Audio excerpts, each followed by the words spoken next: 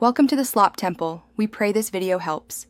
You begin by assessing where space is used and preparing to act.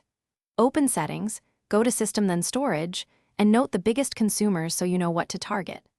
Once done, disable hibernation if you rarely use sleep to free multiple gigabytes and turn on file history or copy critical folders to an external drive or cloud so nothing is lost.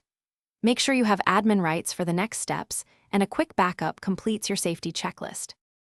Next, run disk cleanup as administrator and include system files to remove leftover Windows Update files and previous installs, which can free tens of gigabytes.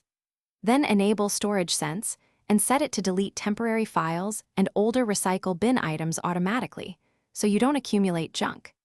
Make sure to uninstall apps you no longer use and move large media or project folders to another internal drive or external SSD. This reduces load on your system drive and improves performance over time. To finish, optimize your drives.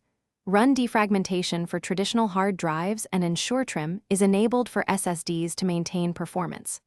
Once done, consider compressing seldom-used folders with NTFS compression to save space, but use it selectively because it can affect speed. Finally, verify system restore and shadow copy storage limits and inspect for oversized log or cache files if free space does not appear. If problems persist, reboot into safe mode and run a disk check to identify locked or corrupted files causing the discrepancy. Thanks for watching. Consider subscribing if we helped you.